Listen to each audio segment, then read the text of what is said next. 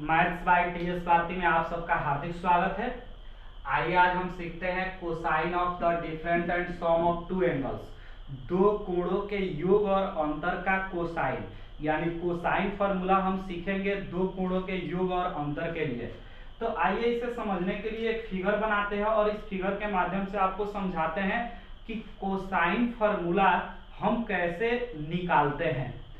तो देखिए, अगर हम दो एक्सिस लेते हैं, यहाँ पे एक्स एक्सिस और ये वाई एक्सिस, ये दोनों एक दूसरे को वो बिंदु पर काटता है, यानी इसका मूल बिंदु O है।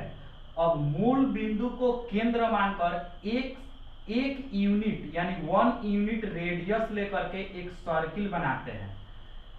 इस सर्किल एक्स एक्सिस को जिस पॉइंट पे काटता है, अगर इसको P लेते हैं तो इस P का कोऑर्डिनेट होगा 1,0।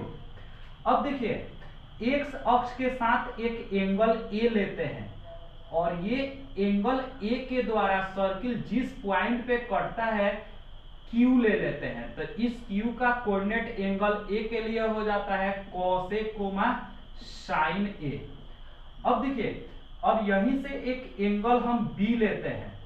एंगल B के लिए ये जिस पॉइंट पे सर्किल को काट रहा है P Q R अगर मानते हैं एंगल B के लिए, तो इस R का कोऑर्डिनेट हो जाता है cos B, sin B।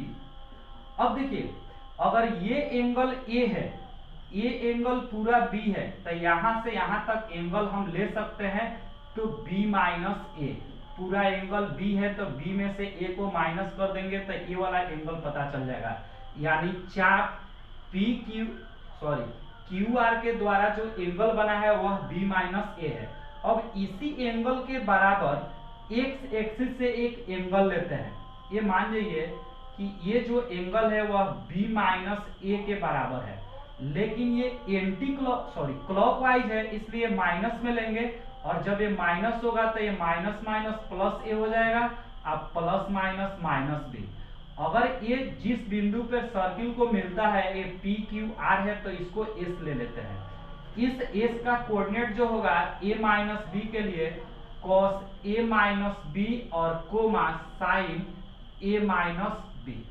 अब देखिए, अगर B माइनस A और A माइनस B ये दोनों एंगल अगर इक्वल है तो इसके द्वारा जो एक चाप बना है QR और PS, ये दोनों चाप भी आपस में बराबर होगा। जब चाप बराबर होगा तो ये दोनों जीवाएं भी आपस में बराबर होंगी, यानी इसका मतलब कि जीवा QR और PS भी दोनों आपस में बराबर होगा। अब देखिएगा, QR निकालने के लिए हम डिस्टेंस फार्मूला लगा सकते हैं और डिस्टेंस फार्मूला के लिए हम लिख सकते हैं इसको रूट अंडर, अगर QR निकालना हो तो cos A minus cos B का square, cos A minus cos B के दी होल स्क्वायर और plus sin A minus sin B का the whole square, sin A minus sin B का the whole square. इसी प्रकार से equal to PS अगर निकालना हो PS तो हम लिख सकते हैं cos A माइनस B के the whole square, cos A minus B minus 1 का दी होल स्क्वायर, यानी cos A minus B minus 1 का दी होल स्क्वायर प्लस फिर sin A minus B minus 0, यानी इसको मिटा देते हैं, sin A minus B minus 0 का दी होल स्क्वायर, लेकिन ये पूरा रूट के अंदर होता है। आइए अब इसको सिंप्लीफाई करते हैं। जब इसको सिंप्लीफाई करेंगे, रूट में दोनों है, रूट से रूट अगर कैंसिल कर देते हैं तो ये बचता है A माइनस B के दी होल स्क्वायर पर। तो इसको लिख सकते हैं हम लोग cos square A minus cos square B, cos square A plus cos square B minus 2 cos A into cos B। उसी तरह से देखिएगा, A माइनस B के दी होल स्क्वायर पर है तो इसका हो जाएगा A स्क्वायर, यानी sin square A plus B square, यानी sin स्क्वायर B और माइनस 2AB, ये मतलब sin A इंटू B यानी sin B।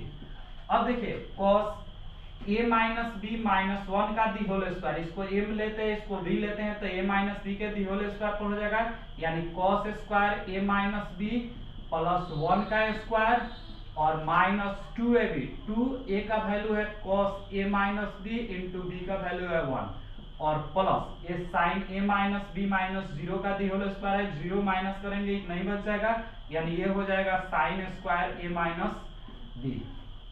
अब देखिए एंगल ए वाला को एक साथ लिखते हैं cos स्क्वायर ए और प्लस साइन स्क्वायर ए। इसी प्रकार से cos स्क्वायर बी और प्लस साइन स्क्वायर बी को एक साथ, फिर ये हो जाता है और बच जाता है minus 2 cos A into cos B और minus 2 sine A into sine B equal to, अब देखिएगा a बचता है cos square a minus B और plus A sine square a minus B, साथ ही साथ प्लस 1 के स्क्वायर 1 और माइनस में बचता है 2 cos a माइनस बी। अब आइए आगे देखते हैं, हम लोग जानते हैं sine square a minus cos square a equal to 1, उसी तरह से ये भी 1 माइनस 2 cos। अब चाहे तो हम दोनों में से दो कॉमन निकाल सकते हैं, दो अगर कॉमन लेते हैं तो ये हो जाता है cos a into cos b और प्लस ये sin a into sin b equal to, फिर cos square a minus B plus sine square a minus B equal to 1 plus 1 है तो 1 minus 2 cos a minus B. अब देखिए हम देख रहे हैं ये 1 से 1 कैंसिल, फिर 1 से 1 कैंसिल, अब बच जाता है minus 2 into cos A into cos B plus sine A into sine B equal to minus 2 cos A minus B, minus से माइनस 2 से 2। तो अब इस तरह से अब हम देखते हैं कि हमारा बचता है cos a minus B cos a minus B equal to cos a into cos B plus sine a into sine B. इस तरह से हम कह सकते हैं कोसाइन के लिए डिफरेंस फार्मूला, दो एंगल a और b के लिए cos a minus B equal to cos a into cos b plus sin a into sin b। आइए आपको इस पे एक एग्जांपल अब समझाते हैं।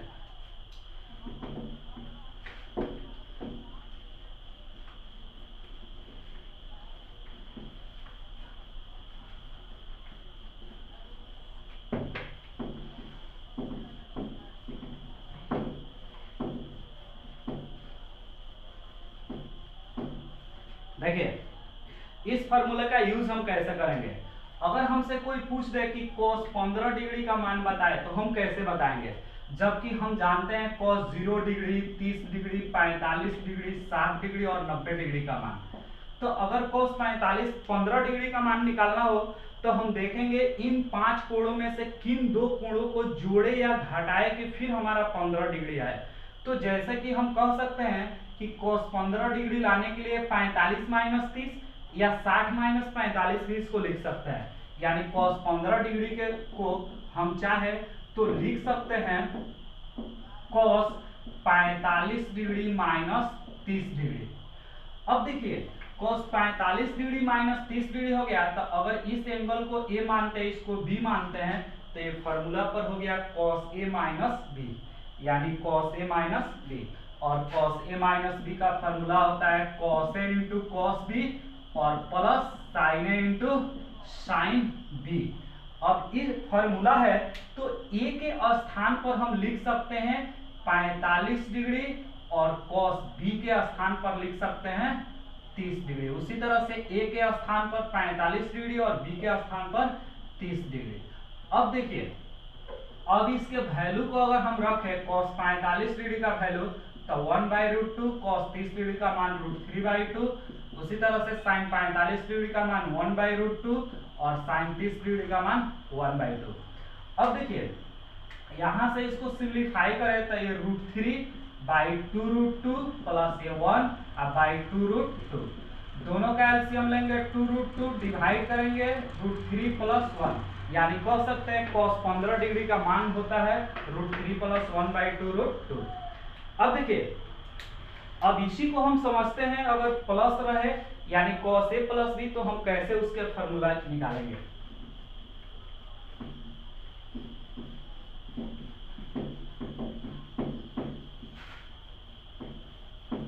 देखिए, अगर हम चाहें cos a + b के फॉर्मूला को निकालना, तो हम लिख सकते हैं इसको cos a और माइनस b, क्योंकि फिर माइनस माइनस प्लस हो जाएगा।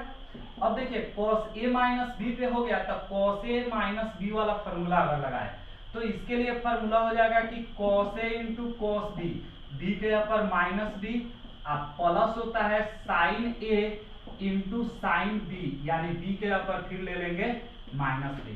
तो ये देखिए cos a × cos -थीटा, हम पहले ही वीडियो में बता चुके हैं cos -थीटा तो cos थीटा यानी cos b, plus sin a है तो sin a into sin -theta equal to होता है -sin थीटा यानी -sin b। इस तरह से हम कह सकते हैं कि cos a × cos b और plus minus minus A sin a × sin b। तो अब हम देख सकते हैं कि cos a + b equal to होता है cos a × cos b minus sin a × sin b। आइए अब साइन के लिए देखते हैं फॉर्मूला।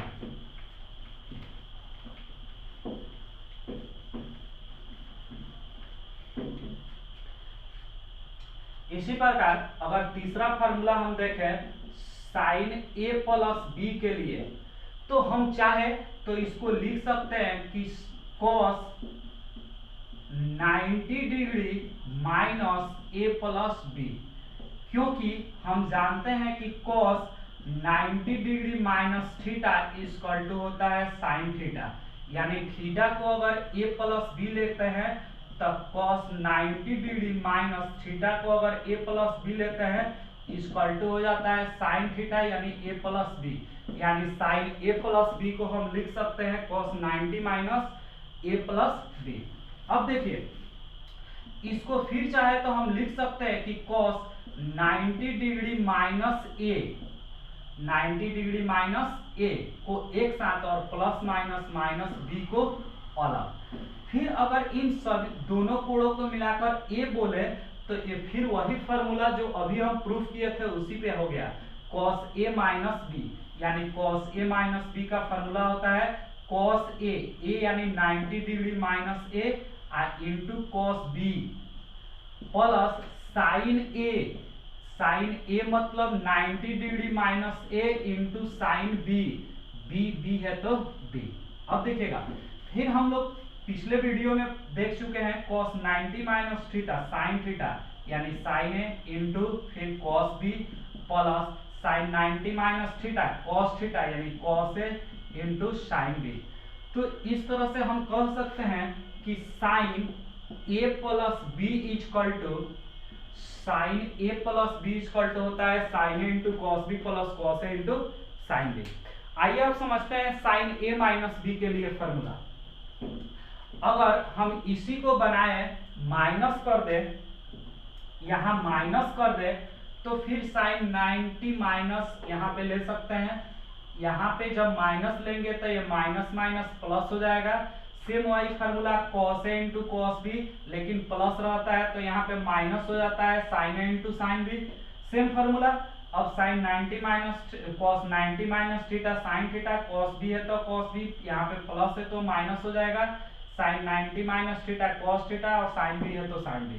अब देखिए ये हो गया आपका sin a - b के लिए फार्मूला, यानी sin a - b equal to हो जाएगा sin a into cos b minus cos a into sin b। तो इस तरह से cos a + b cos a - b sin a - b sin a + b को हम देख लिए। अब आइए हम देखते हैं tan के लिए फार्मूला।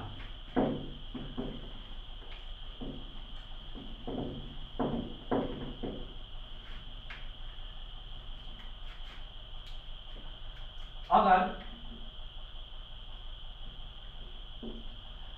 हम कहें tan a + b के लिए फार्मूला, तो हम tan a प्लस बी को लिख सकते हैं sin a प्लस बी और बटा में cos a प्लस बी, क्योंकि हम जानते हैं sin theta tan theta equal to होता है sin थीटा बटा cos थीटा, यानी sin a प्लस बी और बटा cos a माइनस बी। अब देखिए sin के लिए अब हम अभी फार्मूला पढ़े sin a प्लस बी के लिए कि sin a into cos b और plus cos a into sin b।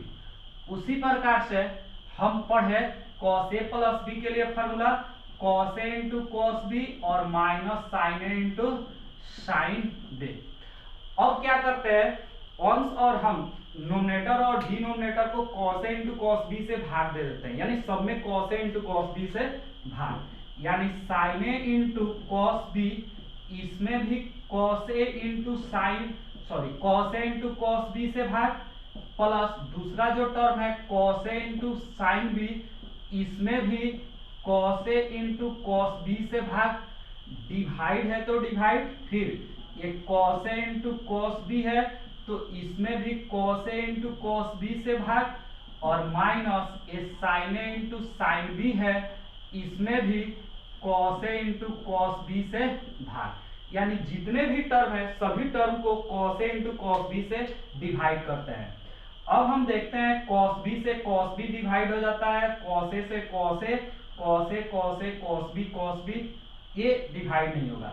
अब हम जानते हैं sin बटा cos tan होता है, यानी tan a, प्लस फिर sin b बटा cos b, sin बटा cos tan यानी tan b, बटा ये डिवाइड होकर 1 बच गया, माइनस sin बटा cos tan यानी tan a, इनटू फिर sin बटा cos tan यानी tan एंगल b है तो b, यानी हम कह सकते हैं कि tan a plus b equal to होता है tan a plus tan b बटा 1 minus tan a into tan b।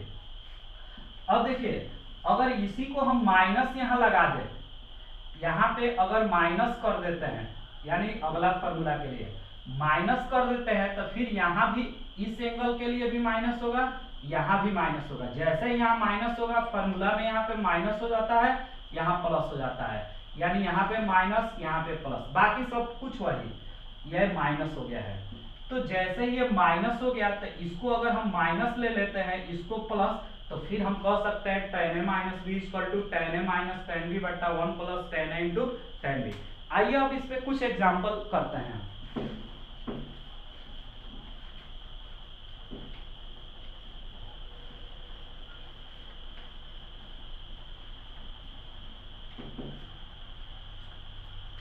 जैसे अगर कोई पूछे sin 75 डिग्री का मान बताए तो हम कैसे निकालेंगे, जैसे sin 0 degree, 30 degree, 45 degree, 60 degree और 90 डिग्री का मान हम याद कर चुके हैं, इसके पहले के वीडियो में हम निकाल कर भी बता चुके हैं।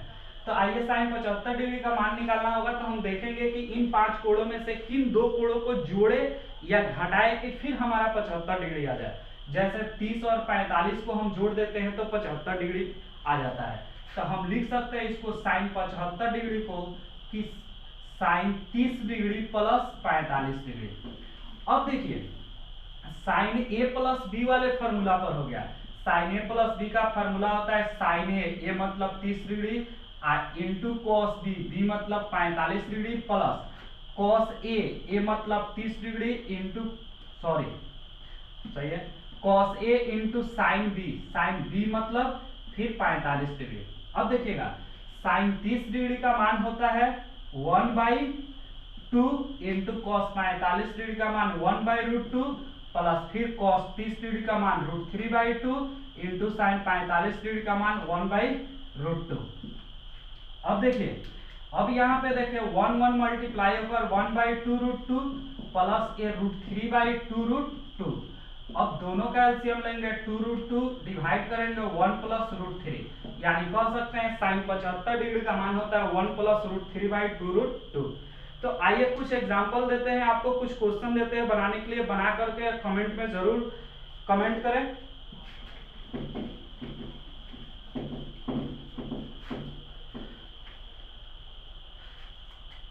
जैसे पहला क्वेश्चन अगर tan 15 डिग्री का मान निकालना हो तो कैसे निकालेंगे। दूसरा क्वेश्चन इसी तरह से अगर sin